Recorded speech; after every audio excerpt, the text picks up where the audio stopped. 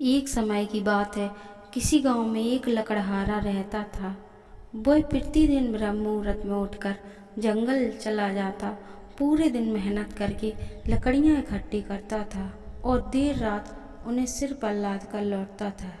एक दिन लकड़हारे को बहुत तेज बुखार आया। उसने जंगल में लकड़ी लाने के लिए अपने पड़ोसी लक्ष्मण प्रसाद से बैलगाड़ी मांगने की सोची। लक्ष्मण सिंह बहुत ही चालाक व्यक्ति था। वह सदैव गरीब लकड़हारे को परेशान करना चाहता था। जब लकड़हारे ने लक्ष्मण प्रसाद से बैलगाड़ी मांगी तो लक्ष्मण प्रसाद ने उससे कहा, तुम मेरी गाड़ी शाम तक के लिए ले सकते हो, लेकिन इसमें कोई भी टूट फूट गया तो इसके जिम्मेदार तुम होगे। तो तुरंत गाड़ी लेकर जंगल की ओर चला गया। जल्दी जल्दी लकड़ियां इकट्ठी की और वापस घर के लिए चल पड़ा। रास्ता बहुत खराब था। गाड़ी में वजन होने के कारण वह बहुत परेशानी हो रही थी। बार बार सड़क पर झटके लगने लगते और गाड़ी का पिछला पहिया टूट गया। लकड़हारे ने पहिए सही करने की पूरी कोशिश की, लेकिन वह नाकाम रहा।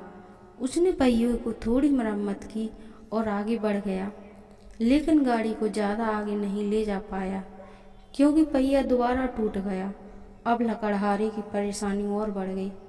वह किसी तरह लक्ष्मण प्रसाद के घर तक पहुंच गया, परंतु जब बहुत देर हो चुकी थी, उसने सारी आप बीती लक्ष्मण प्रसाद को सुनाई। लेकिन लक्ष्मण प्रसाद तो लालची किस्म का था। वह गुस्सा से तिलमिला उठा। उसने लकड़हारे से कहा, अब ये फैसला काजी के पास ही होगा।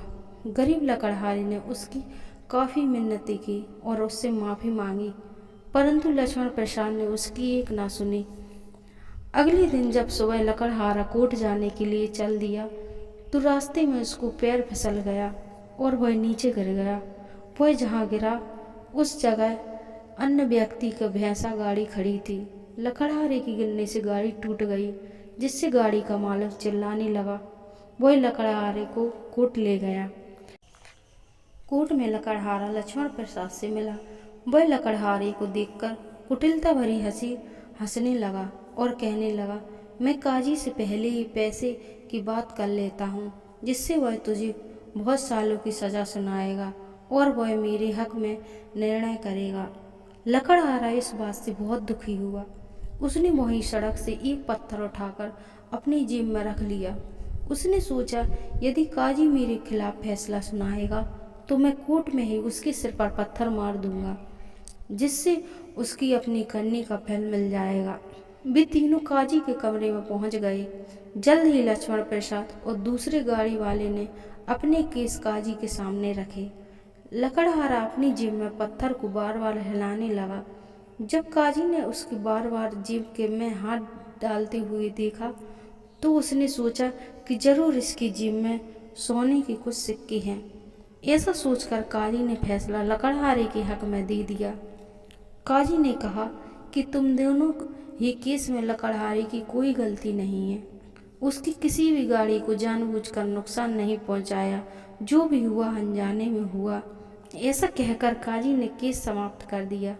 केस का निर्णय सुनकर लक्ष्मण प्रसाद और दूसरा गाड़ी का मालिक दोनों ही आश्चर्यचकित हुए और काजी को बुरा भला कहने लगे। कोर्ट से बाहर जाने लगे।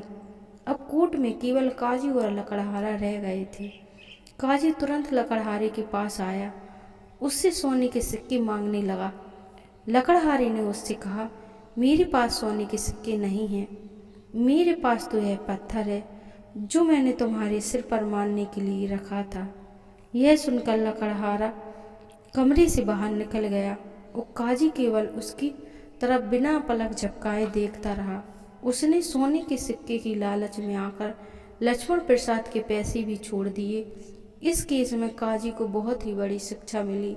उसने प्रतिज्ञा ली कि अब आगे से कभी भी लोभ नहीं करेगा, ना ही फंसेगा, सभी को एक केस में उचित न्याय देगा।